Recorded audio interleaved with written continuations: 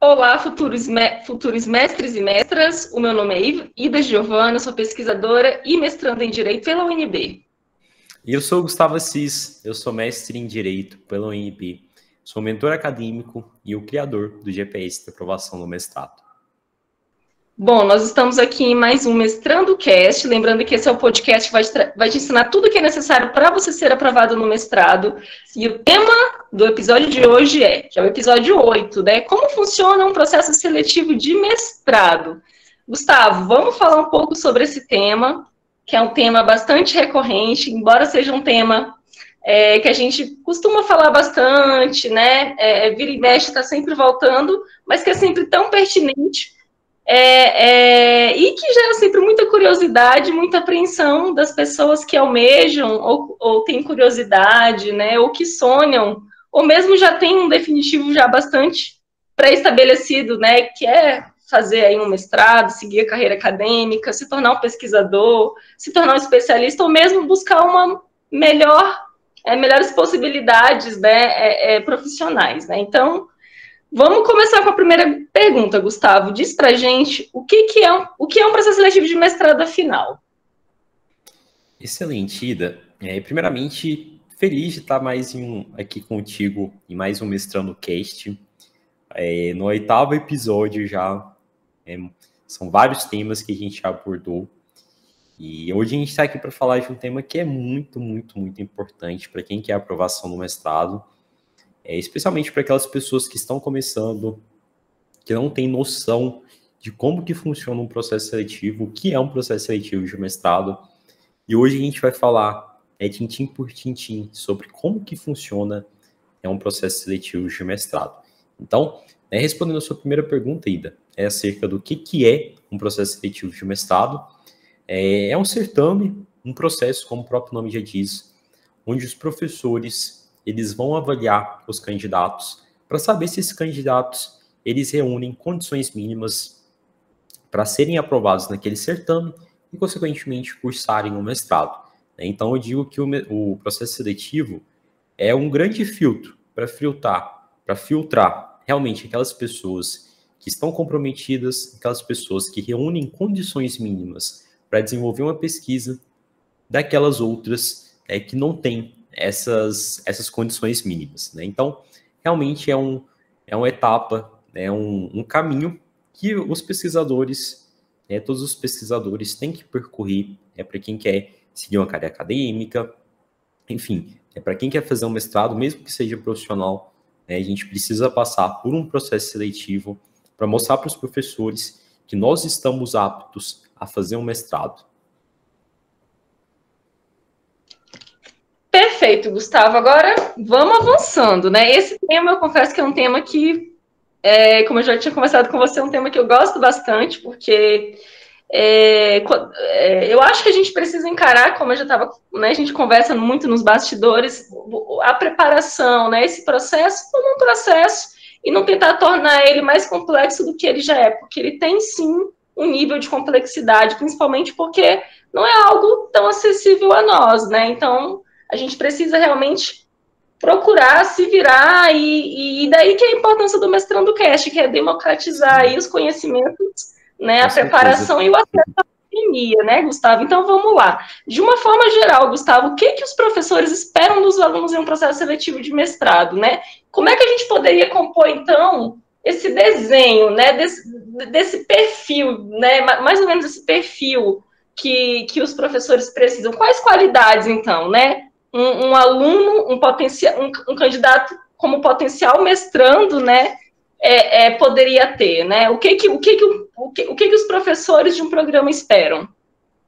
Ida, eu vou listar aqui 5 grandes pontos que eu vejo que os professores esperam dos candidatos a uma seleção de mestrado. Primeiro, uma boa proposta de pesquisa. Segundo, disponibilidade de tempo. Terceiro, um candidato que contribua de fato com o programa e não pense apenas no próprio currículo. Quarto, um candidato que tenha maturidade acadêmica. E quinto, um candidato que seja proativo. Então, de uma forma geral, Ida, são esses 5 pontos É claro que existem outros pontos que a gente poderia se debruçar, mas eu considero que esses são os 5 pontos centrais que os professores esperam dos candidatos. Que aquele candidato ele tenha uma boa proposta de pesquisa, que o candidato ele tenha disponibilidade de tempo para cursar o mestrado, que o candidato ele de fato contribua com o programa, que o candidato ele tenha maturidade acadêmica e que o candidato ele seja proativo. E a gente vai destrinchar ponto por ponto do que é isso, desses 5 pontos que a gente está conversando aqui. Em relação a até uma boa proposta de pesquisa, o que seria isso? É você ter um projeto que reúne condições mínimas científicas, acadêmicas, para que você consiga desenvolver um projeto ali, uma pesquisa, uma dissertação, no prazo de 2 anos. Então, uma boa pesquisa, ela precisa estar, preencher todos os critérios e rigorosidades acadêmicas, ela tem que estar bem delimitada, você tem que ter um bom problema de pesquisa, uma excelente justificativa, enfim, a metodologia ela tem que estar alinhada, falando como que você pretende coletar e analisar os seus dados, você tem que ter um marco teórico ali compatível com o programa, com o que os professores estão pesquisando, com os teóricos que eles mais utilizam, enfim, ter uma boa proposta de pesquisa, algo que seja inovador para o programa. Segundo ponto, o candidato ele tem que ter a disponibilidade de tempo. Às vezes, Ida, chegam candidatos em processos seletivos que a pessoa ela não tem na rotina uma flexibilidade de tempo nenhuma. Às vezes a pessoa trabalha de segunda a sábado e ela ainda quer fazer o mestrado. E os professores vão questioná-la ali no momento da entrevista. Fulano, você tem disponibilidade para cursar o mestrado? Como é que é a sua rotina? Aí a pessoa fala, eu trabalho de segunda a sábado, não tenho nenhuma flexibilidade para poder, enfim, cursar o mestrado. Então, a pessoa ela tem que já se preparar antes de chegar ali no momento da entrevista. Você precisa encontrar janelas na sua rotina para que você consiga cursar o mestrado. E com isso eu não estou falando que as pessoas que trabalham não conseguem cursar o mestrado. Eu acho que a grande maioria das pessoas hoje que fazem mestrado trabalham. É claro que o mestrado é um trabalho, mas esse seria um outro ponto, outro tópico para a gente poder discutir. Mas eu falo um outro trabalho. Então, grande parte das pessoas com quem eu converso, alunos, mentorados que já passaram pelo GPS, colegas de mestrado, são pessoas que também trabalham, que tinham uma rotina pesada, mas que conseguiram encontrar lacunas ali para encaixar as aulas do mestrado e desenvolver a pesquisa. Então, você tem que mostrar para os professores que, mesmo com a sua rotina aí puxada, você ainda consegue cursar o mestrado, tá bom? Então, não use a questão da falta de tempo como uma desculpa para não fazer o mestrado, mas tenha consciência de que os professores vão te analisar em relação a isso. Eles vão te questionar, tá bom? Um terceiro ponto, Ida, que eu vejo que os professores esperam dos candidatos, que eu havia comentado, é que o candidato, ele de fato contribua com o programa. Os professores, eles não querem aqueles candidatos que pensam única e exclusivamente em melhorar o currículo. E geralmente eles perguntam isso, inclusive na entrevista. Fulano, por que você quer fazer mestrado aqui no programa? Tem pessoas que falam, porque vai ser bom para o meu currículo, tal, quero ter um crescimento profissional.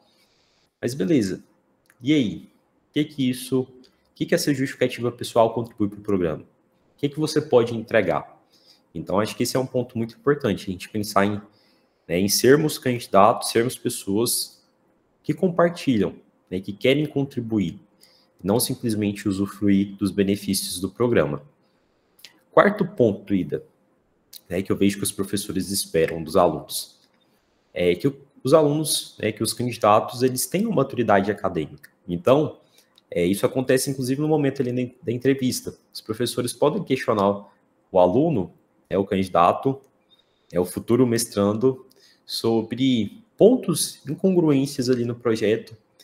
E, às vezes, o candidato, pela falta de uma vivência acadêmica, ele pode enxergar a pergunta do professor como um ataque, e responder de uma forma não amistosa, por exemplo. Então, você tem que ter consciência de que os professores vão criticar o seu projeto. Quando você estiver no mestrado, da mesma forma, faz parte da academia a crítica sobre o seu trabalho, não sobre a sua pessoa. Então, os professores, eles querem ver se você realmente tem uma maturidade acadêmica para você cursar o mestrado. Então, Eles podem perguntar, por exemplo, fulano, você está... eu vi aqui que tem um erro na sua metodologia, você está disposto a rever isso quando você estiver no mestrado? Essa é uma pergunta que os professores estão analisando isso. Então, esse é um ponto muito importante. E um último ponto que eu queria destacar, Ida, que eu vejo que os professores esperam muito dos alunos, é a questão da proatividade.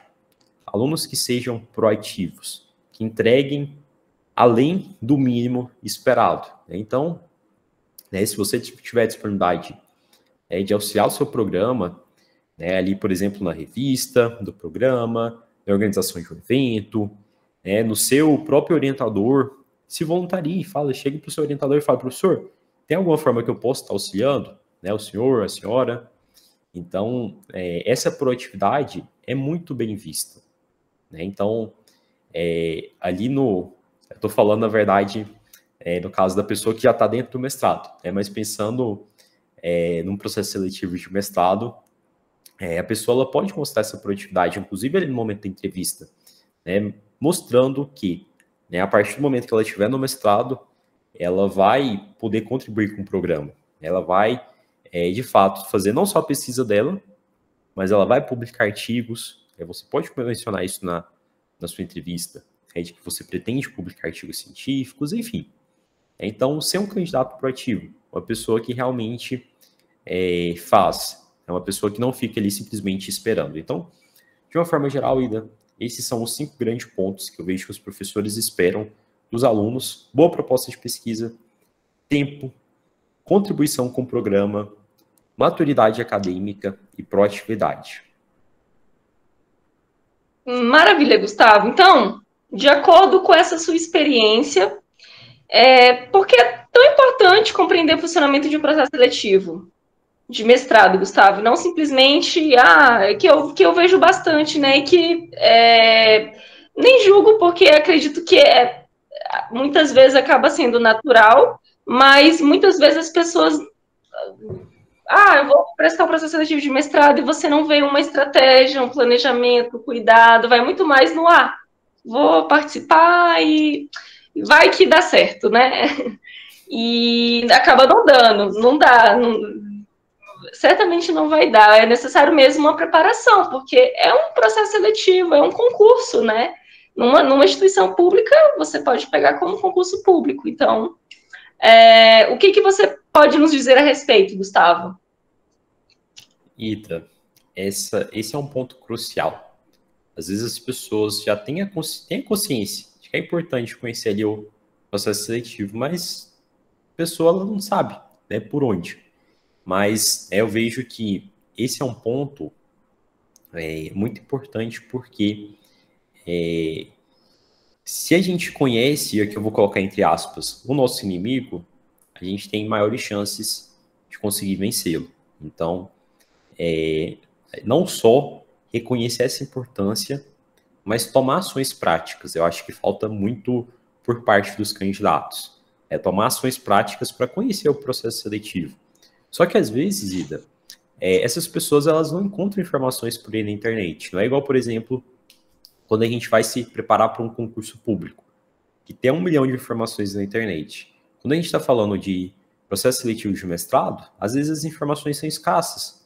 A gente está fazendo aqui um podcast, que é o Mestrando Cast, que é um podcast pioneiro, falando sobre, trazendo informações, compartilhando informações para pessoas que querem ser aprovadas em mestrado.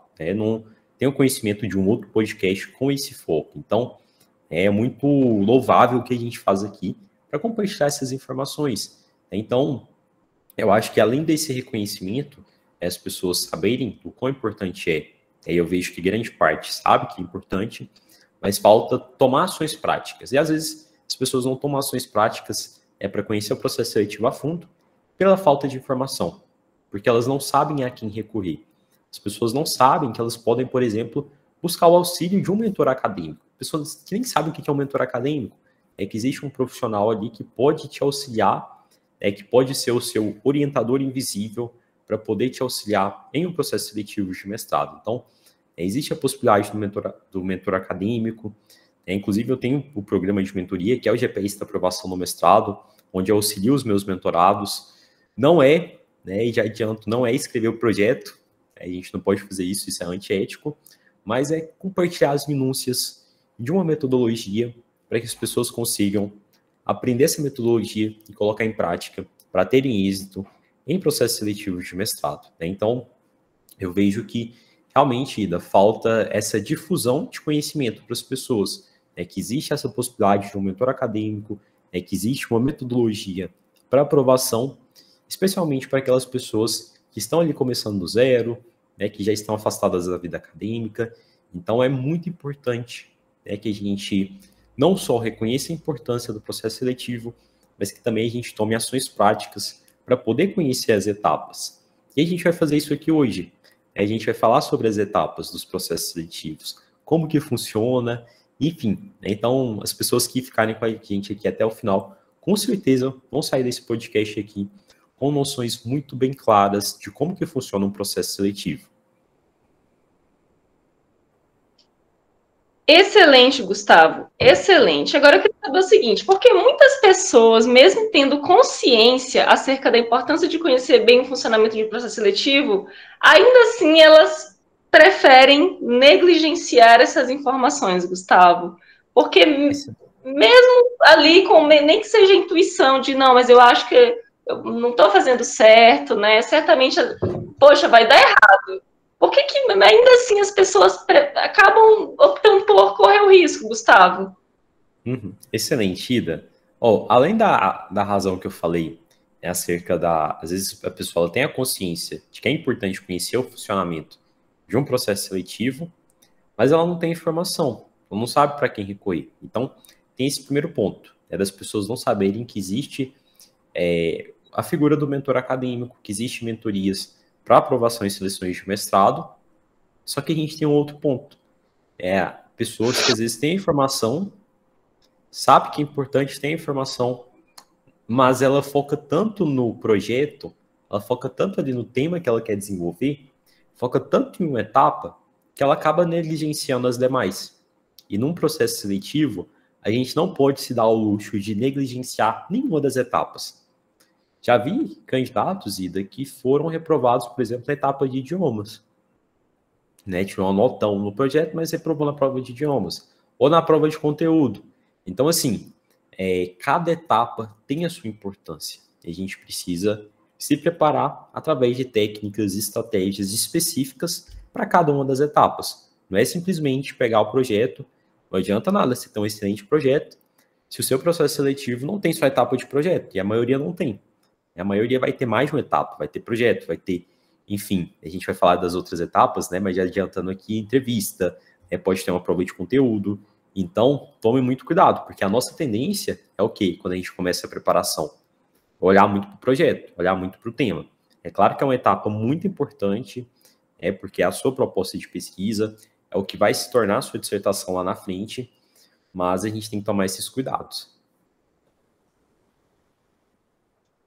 Perfeito, Gustavo. Olha, eu destaco muito essa sua fala, né? De cada etapa ela é importante. Eu acho que quando você pensa em um processo seletivo, e os processos seletivos de mestrado, né, doutorado, eles são processos seletivos longos, né? Porque, primeiro que é bastante concorrido, né? É algo que, embora muitas pessoas não conheçam, para quem é do meio ou para quem passa a conhecer, é algo que se torna bastante atrativo, porque é algo realmente bastante importante para a formação, né? Não só acadêmica, mas na acadêmica que vai impactar na profissional e na própria acadêmica que é profissional também, né? Que vai para além de uma questão de estudo, Gustavo.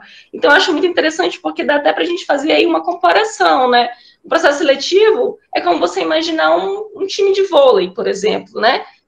O que é interessante? É interessante a gente não começar perdendo. É interessante a gente já começar bem, tentar ir o máximo, dar o seu melhor, né, em todas as fases, tentar tirar proveito e tentar ter o melhor resultado possível em todas essas fases, de modo que, se em alguma dessas fases você não ir bem, ou você cair um pouquinho, porque é natural, porque a gente é humano, né, isso não vai te comprometer, porque mais lá atrás você já começou ganhando, né, então eu acho que essa é uma percepção estratégica, assim, bastante inteligente, então eu destacaria bastante isso, né, tentar tirar proveito de todas as etapas. Eu acho que isso é o pulo do gato, realmente, Gustavo. Então, Gustavo, fala pra gente, né? Quais são as etapas de um processo seletivo de mestrado? Quais são essas etapas justamente que a gente está comentando, né? Que você tem que ir se preocupando em já não começar perdendo, né? Já tentar ir ali o melhor, dar o seu melhor o máximo possível. Excelente, Ida. As etapas de um processo seletivo de mestrado, elas podem variar, porque cada programa de mestrado tem o seu processo seletivo específico.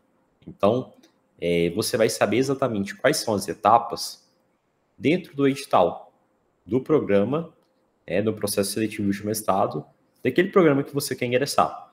Mas, de uma forma geral, eu vou listar aqui, Ida, 6 etapas, que são etapas muito comuns e que geralmente os processos seletivos têm. É que eu vou listar, vou colocar mais, mas geralmente os programas têm menos etapas, porque é o que a gente vai falar aqui. Mas eu estou colocando o máximo de possibilidades. Para quê? Para a gente abarcar o máximo de etapas que os candidatos vão enfrentar em uma seleção de mestrado. E pensando muito nessa perspectiva que você falou, a gente tem que pontuar, cada décimo é importante. Então, não negligencia. Um décimo ali da sua prova de conteúdo pode ser um décimo necessário para, no final, você se classificar dentro do número de vagas. Então, o que a Ida falou aqui é acerca da gente tentar pontuar a cada etapa e valorizar os pequenos pontos são muito importantes, porque aquilo, no final, pode fazer muita diferença. Então, Ida, as etapas que são mais comuns nos processos seletivos de mestrado são geralmente 6. Projeto de pesquisa, carta de intenções, exame de línguas estrangeiras, prova de conteúdo, entrevista e análise curricular. E como eu comentei, essas etapas podem variar. Às vezes vai ter um processo seletivo e daqui vai ter apenas análise de projeto e entrevista. Tem processo seletivo que vai ter projeto, prova de conteúdo e entrevista. Tem processo seletivo que eu já vi, especialmente no período da pandemia, que tinha apenas análise do projeto, Ida, não tinha nem entrevista. Então, por isso que eu falo que se as pessoas realmente quiserem compreender a fundo quais são todas as etapas, elas precisam entrar lá no site do programa que elas pretendem ingressar e olhar os editais anteriores. Joga aí no Google, mestrado em educação USP. Você vai encontrar o site do programa, vai olhar lá o edital do processo seletivo anterior e certamente você vai encontrar todas as informações, todas as etapas. Você também pode utilizar a plataforma Sucupira, que lá na plataforma Sucupira, indo lá em cursos avaliados e reconhecidos, você consegue filtrar de acordo com a sua área de conhecimento e você consegue listar todos os programas. E lá na plataforma Sucupira também você já cai direto no site, você consegue encontrar o site direto dos programas. É uma outra possibilidade também super interessante. Mas, uma regra geral, Ida, realmente são essas etapas. Projeto, carta de intenções, exame de línguas, prova de conteúdo, entrevista e análise curricular. Excelente, Gustavo. Então, vamos começar a destrinchar, né? Como a gente sempre faz em todos os episódios. A gente vai quebrar cada um desses pontos e vai explicar para vocês que estão ouvindo a gente todas as nuances, né? As principais nuances que vocês realmente não podem sair desse podcast sem saber. Gustavo, sobre a etapa do projeto de pesquisa. O que é essa etapa e como ela funciona? Excelente, Ida. A etapa da análise de projeto, eu diria que é a etapa talvez mais central, em grande parte dos processos seletivos de mestrado. Vai ser a etapa ali central para aprovação no mestrado. É onde os professores vão analisar a sua proposta de pesquisa, onde eles vão analisar se o seu projeto ele reúne condições mínimas para ele ser aprovado, para que você, de fato, consiga desenvolver a sua pesquisa a nível de mestrado. Os critérios avaliativos geralmente estão indicados no edital, então aqui eu reitero a importância de conhecer o edital, mas aqui a gente pode listar alguns critérios gerais que se aplicam independentemente do projeto, independentemente da área do conhecimento, independentemente do programa, que é análise se aquele projeto está compatível com a linha de pesquisa do programa, com o que os professores estão pesquisando, porque não adianta nada eu vejo que muitas pessoas fazem isso, né, Ida? Às vezes a pessoa desenvolveu um excelente TCC ali na graduação, fez um trabalho incrível, mas é que ela quer aproveitar aquele tema para o mestrado. Nada de errado com isso, a não ser que esse tema não tenha compatibilidade com o programa que você quer ingressar, com a pesquisa que os professores estão desenvolvendo. Eu vejo que muitas pessoas, Ida, pela questão da comodidade, elas querem forçar. Elas querem pegar lá o tema que ela fez lá na faculdade e querem forçar a água lá abaixo no programa. A pessoa pesquisou lá no TCC, fez um TCC sobre direito espacial. E lá no mestrado é um programa que é sobre direito agrário. Qual que é a chance dela conseguir pegar esse projeto e fazer ele caber dentro de uma linha de pesquisa em um programa em direito agrário? As chances são zero. Então, a gente tem que ter muito cuidado. Então, a primeira coisa que os professores vão olhar é se aquele projeto está compatível com a linha. Como que os professores estão fazendo? Outro ponto que os professores vão olhar, consistência teórica. O seu trabalho ele tem boas referências? O seu trabalho está bem fundamentado? Eu já vi, Ida, pessoas que pegam artigos de opinião, de sites, de blog, e trazem para dentro do projeto, para tentar sustentar conceitos, teorias.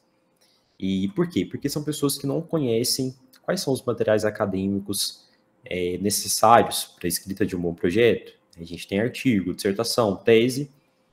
Então, a gente tem que tomar muito cuidado com o que a gente escolhe para escrever o nosso projeto. Então, os professores vão olhar, seu projeto está consistente do ponto de vista teórico ou não está? São argumentos ali de opinião, de sites, de blogs, de jornais que você pegou, ou realmente tem uma fundamentação, você está trazendo outros artigos, outras dissertações, outras teses. Um outro ponto, Ida, que os professores olham bastante, é se o tema ele tem um potencial investigativo. E se aquele tema ele é inovador para o programa. O que é esse potencial investigativo? Se o projeto ele tem possibilidade de ser realizado dentro dos 2 anos de mestrado.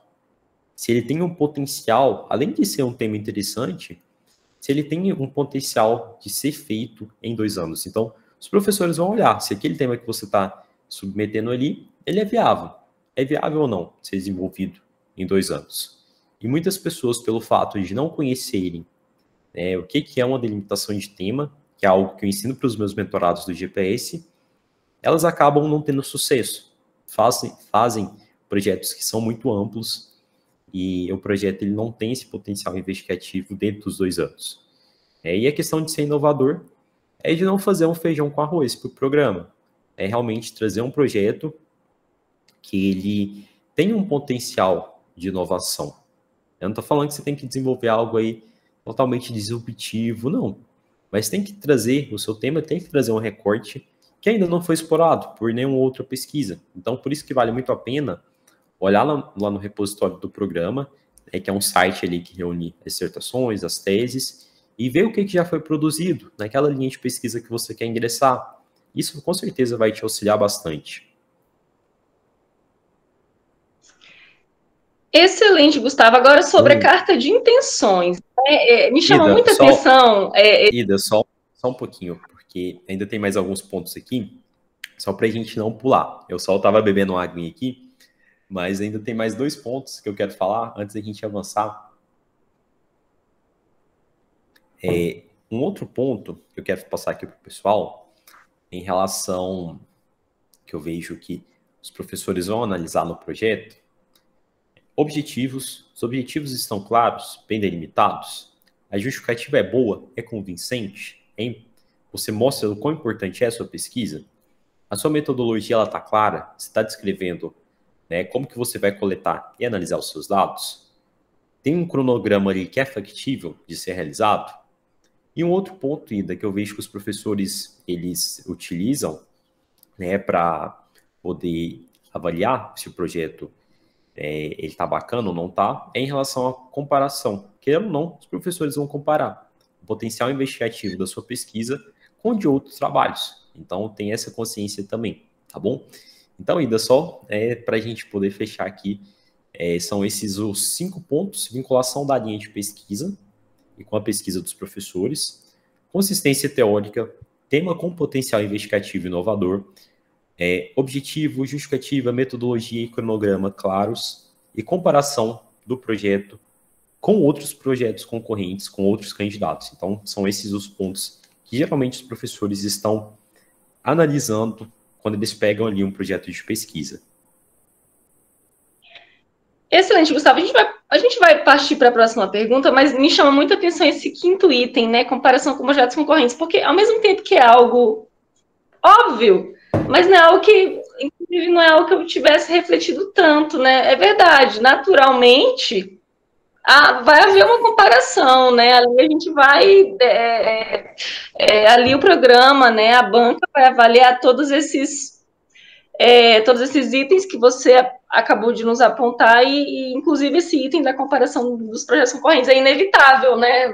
Vai haver uma comparação, né? E isso é uma coisa que, embora é óbvio, não é algo que eu tivesse refletido tanto, eu confesso. Então, me chamou bastante atenção. É uma coisa que eu ainda não tinha parado para pensar tanto, né? E aí é interessante a gente pensar, poxa, então ali o meu projeto estava sendo comparado com os outros, né? Enfim.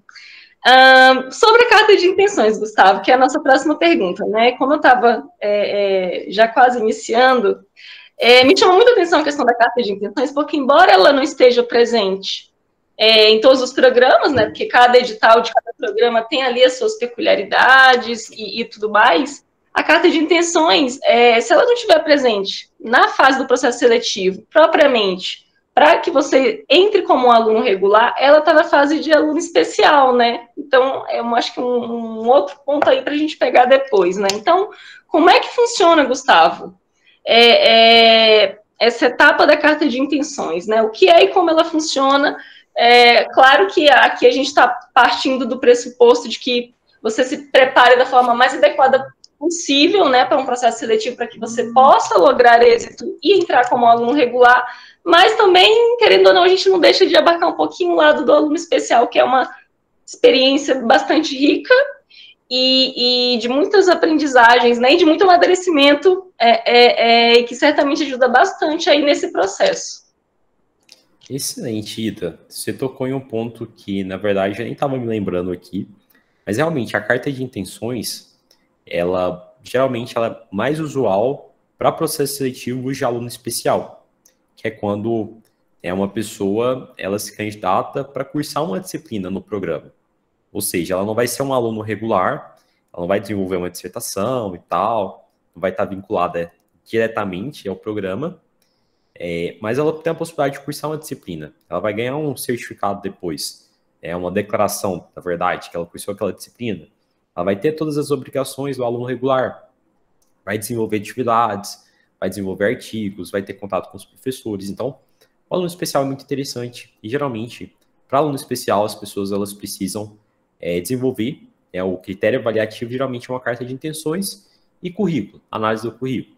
Só que a carta de intenções também ela é utilizada em determinados programas para alunos regulares, que realmente vão cursar o mestrado de fato.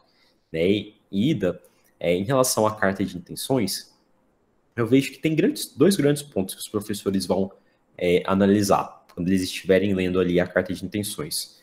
A trajetória do candidato, tanto acadêmica quanto profissional, e a justificativa do porquê que aquele candidato está escolhendo aquele programa. E aquela linha de pesquisa, ou no caso, se for uma carta de intenção para uma determinada disciplina, por que aquele candidato está escolhendo aquela disciplina? Você escolheu a disciplina ali, sei lá, de filosofia política. Por que aquela disciplina é interessante? Como que ela vai contribuir? E como que você também pode contribuir para a disciplina? Então, a carta de intenções é o momento de você realmente vender o seu peixe. Mostrar que você é uma pessoa que já tem uma experiência ali, mesmo que você não tenha experiência acadêmica, você vai ter uma experiência profissional. Mostra como que essa experiência profissional, por exemplo, dialoga com os objetivos, com o escopo ali da disciplina, ou com o escopo ali da linha de pesquisa, com o escopo do programa. Tudo isso é muito interessante. Não é você simplesmente justificar o porquê que você quer ingressar no mestrado. Você tem que mostrar essa trajetória. Essa trajetória, os professores, eles querem ler. Eles querem saber quem que é você. Para quê? Para poder te conhecer. Para saber se você é uma pessoa realmente com aptidões para a área acadêmica, para saber se você é uma pessoa com disponibilidade de tempo. Então, são pontos que devem aparecer na sua carta de intenções. Claro que não dá tempo, né, ainda da gente falar aqui tudo que a gente queria, né, sobre carta de intenções, tudo sobre o projeto, mas lá dentro do GPS eu tenho uma live, Ida, ensinando tintim por tintim sobre como escrever uma carta de intenções. Então, lá para os meus mentorados, eu deixo um roteirinho sobre como escrever uma carta de intenções. Mas aqui, né, como o nosso objetivo é falar sobre como que funciona o processo seletivo, que a gente está falando de uma forma mais sintetizada sobre as etapas. Né? Então, de uma forma geral, trajetória acadêmica e profissional que os professores vão olhar e a justificativa, o porquê que você quer cursar uma determinada disciplina, no caso de aluno especial, ou então, né, do porquê que você quer ingressar no programa e naquela determinada linha, se for um processo seletivo de aluno regular. Sobre a prova de idiomas, né? Como ela vai funcionar nesse aspecto do processo seletivo para o curso de mestrado? Excelente, Ida. Tem muitos mitos, né, acerca da prova de idiomas. Às vezes as pessoas acham que para passar no mestrado ela tem que ser fluente em um outro idioma. E já vi pessoas que até desistiram, não vou fazer mestrado porque eu não tenho nenhum idioma. E a pessoa, na verdade, ela está procrastinando ou não tem o conhecimento. Mas já adianto aqui que a pessoa ela não precisa ser fluente em nenhum outro idioma. O que ela precisa é ter conhecimentos mínimos de um determinado idioma estrangeiro. Geralmente é o inglês, o espanhol, o francês. A pessoa que vai decidir qual vai ser a prova que ela vai escolher fazer. E eu vejo que essa etapa, Ida, ela pode se dar de duas formas. Ela pode se dar quando você está fazendo o processo seletivo para aluno regular, ou ela pode acontecer depois que você já foi aprovado no mestrado. Ou seja, depois que você entra no programa, você tem ali 6 meses, 1 ano, os programas dão, para você fazer uma prova da universidade, do centro de idiomas, da universidade que você ingressou, e tirar a nota mínima ali para você comprovar a sua proficiência em idioma estrangeiro. Então, esse certificado, né, por que os programas fazem isso, alguns programas? Porque eles entendem que durante o mestrado você pode aprender um outro idioma. Você pode realmente se dedicar e conseguir pegar esse certificado depois que você já está no mestrado. Então, tem programas, eu acho essa segunda forma uma forma melhor, após o ingresso do programa, para não limitar, porque tem excelentes candidatos, mas que às vezes não tem um domínio absolutamente de nenhum outro idioma. Porque a gente vive num país, enfim, que é muito desigual, do ponto de vista de vários pontos de vista, e a gente sabe que há um percentual muito baixo de pessoas que dominam um outro idioma. Então, tem até esse grande gargalo educacional que a gente tem. Existem outros processos seletivos, inclusive, o que a gente passou, que é uma perspectiva ainda mais aberta, que não tem essa etapa. Não tem etapa de idiomas. Então, abre ainda mais a possibilidade para que as pessoas consigam acessar o mestrado sem ter essa barreira do idioma. Então, a gente não precisa ser fluente para ser aprovado no mestrado nessa etapa de idiomas. Mas o que a gente precisa? Nos processos seletivos, Ida, que tem essa etapa de idiomas, o que a gente precisa fazer?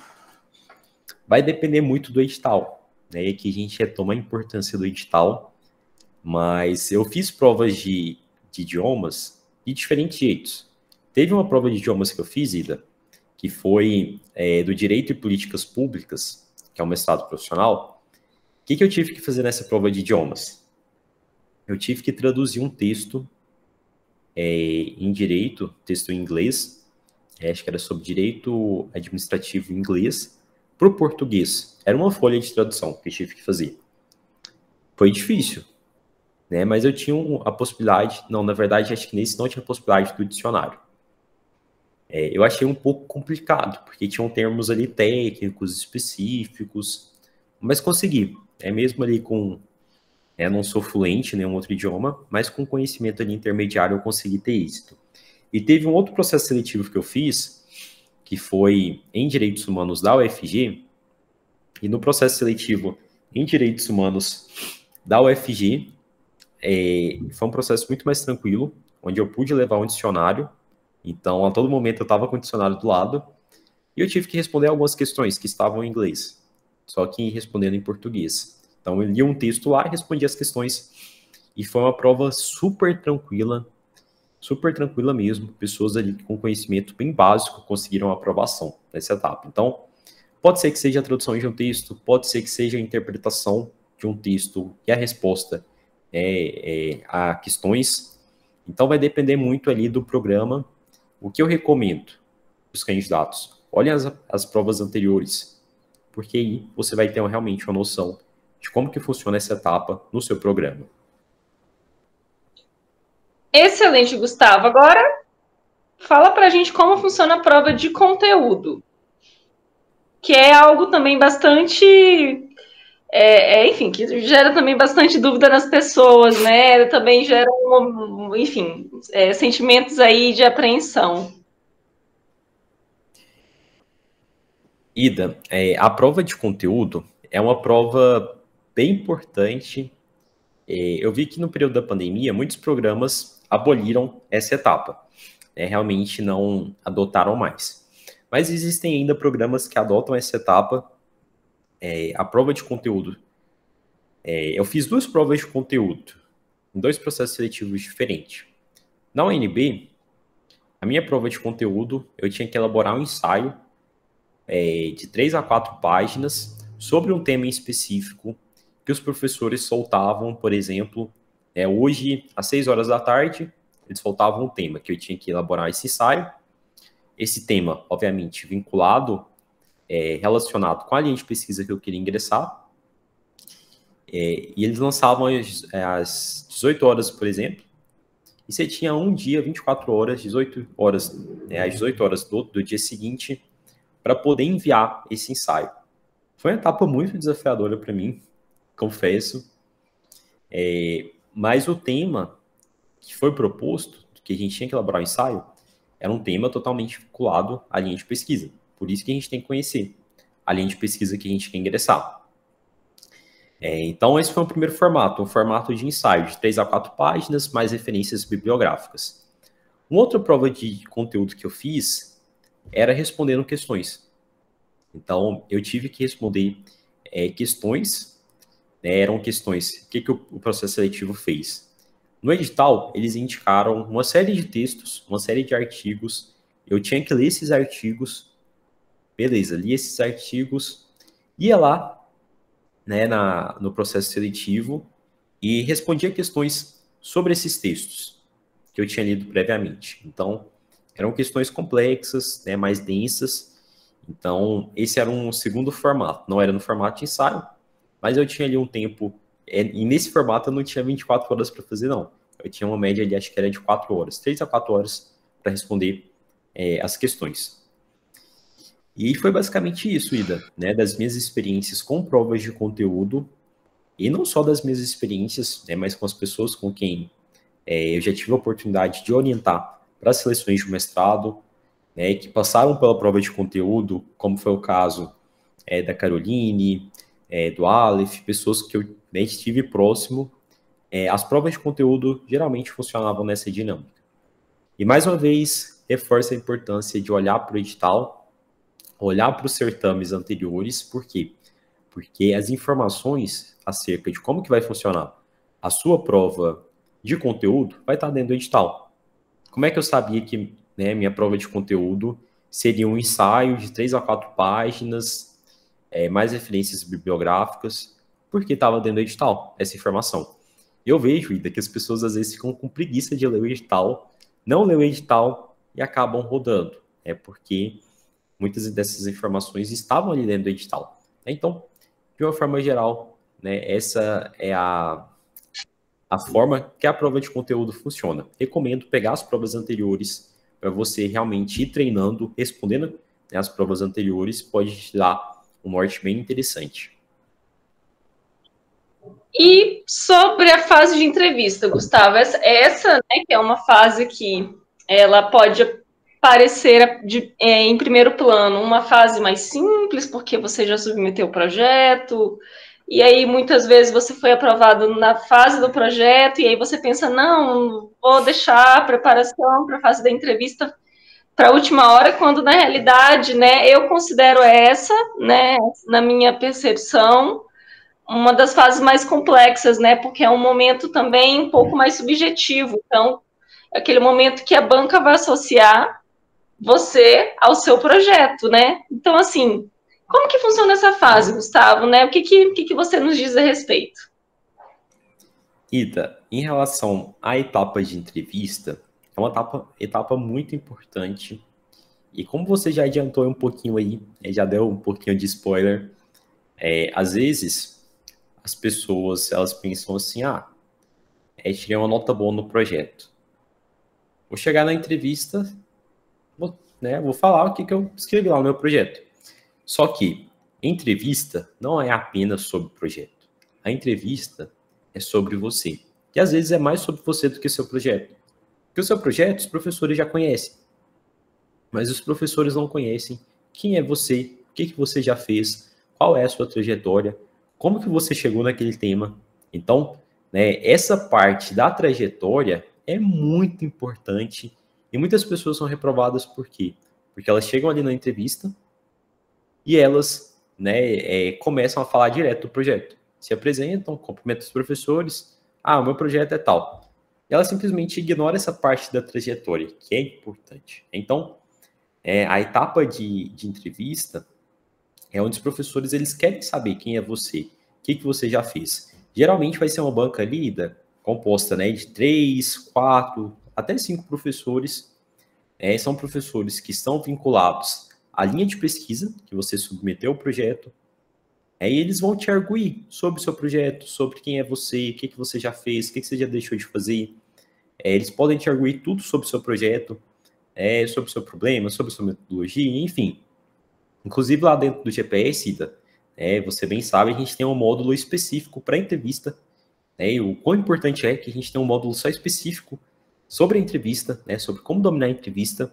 Lá no GPS eu dou uma estrutura bonitinha, um roteiro passo a passo para os mentorados seguirem no dia da entrevista, o que eles devem falar, o que eles não devem falar, as perguntas e críticas que são mais comuns, que são feitas aos candidatos. Então, tudo isso aí a gente trabalha de uma forma mais aprofundada dentro do GPS, que é o meu programa de mentoria, mas dando uma visão geral aqui, eu acho que esses são os principais pontos, Ida, que eu acho que a pessoa ela tem que se preocupar no momento da entrevista.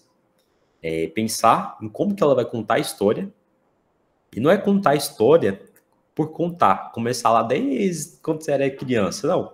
Você tem que contar a história, né? Não é contar tudo da sua vida, até porque não dá tempo. Você tem que ser bem direto. É contar aquilo que é relevante para os professores saberem.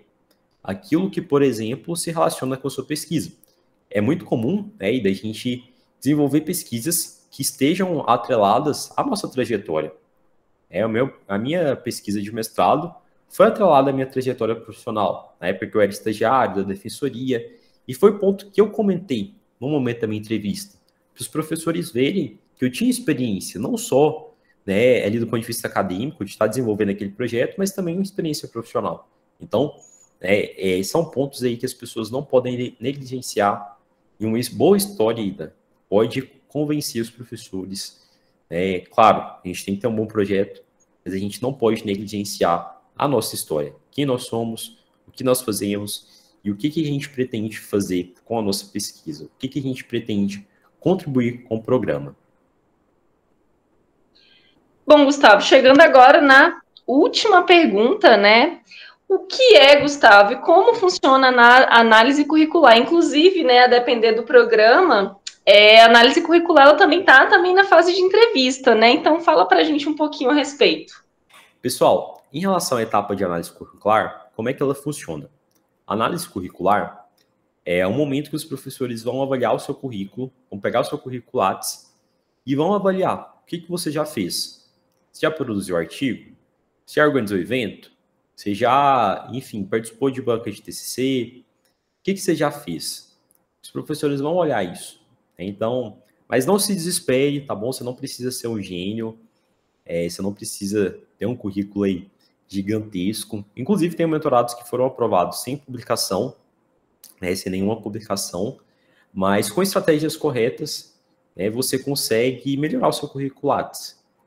Mas na análise em si, que eu recomendo muito, Ida? Que a pessoa ela olhe para o edital, beleza, viu que tem etapa de análise curricular? Vê o que pontua. Geralmente vai estar escrito lá, publicação no Qualizar 1, 20 pontos. Publicação num anal de evento, 10 pontos. Então, tudo isso aí, a pessoa ela vai encontrar no edital. O que pontua, o que não pontua. E, geralmente, o candidato, ele mesmo preenche essa ficha. Ou seja, ele vai preencher, vai falar assim, vai marcar um xizinho lá. Eu fiz muito isso, né, nos processos seletivos. 2 que eu participei tinha análise curricular, e tinha um que não tinha análise curricular, que foi o da UNB. Mas em 2 que eu participei, o que eu tive que fazer? Eu tive que preencher essa fichinha, falando, eu publiquei um artigo, eu marcava o X, e eu juntava esse documento. Mas não bastava apenas falar que eu publiquei. O que eu tinha que fazer? Eu tinha que juntar a cópia do meu currículo Lattes, e também eu tinha que juntar a cópia daquela publicação que eu estava falando que eu tinha. Para quê? Para os professores pegarem essa ficha que eu preenchi e compararem, e verem se realmente aquilo que eu coloquei ali era real. Então, eu vejo que a análise curricular ela funciona dessa forma.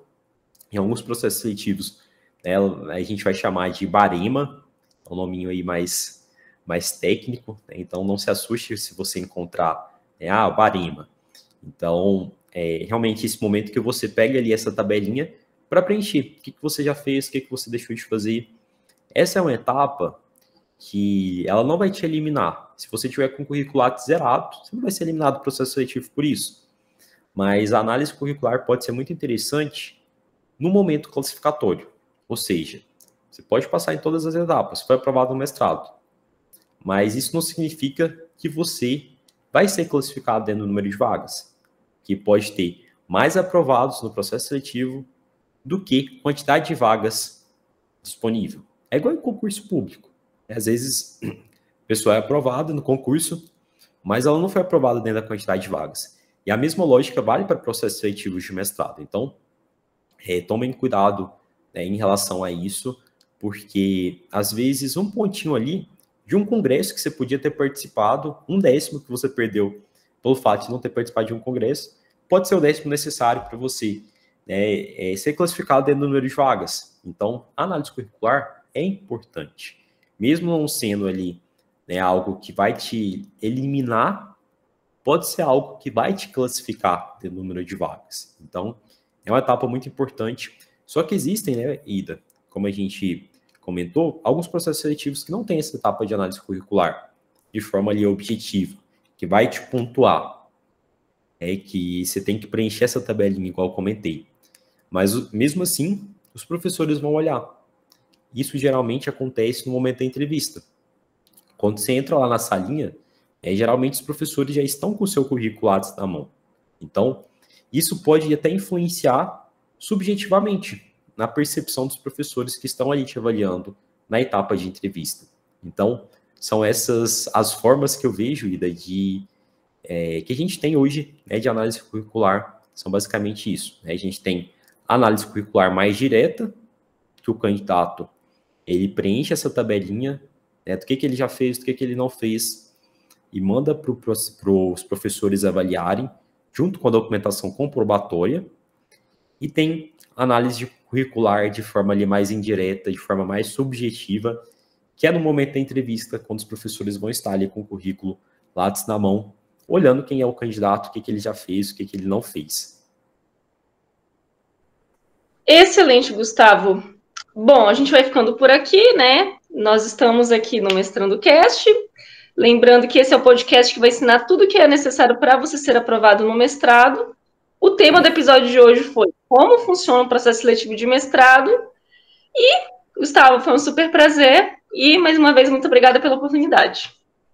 Ida, foi excelente. Muito feliz de a gente estar chegando no encerramento de mais um Mestrando Cast para falar desse tema que é tão importante e, com certeza, as pessoas que assistiram de forma atenta, que fizeram anotações, vão conseguir ter uma noção muito clara tiveram já uma noção muito clara de como que funciona um processo seletivo de mestrado.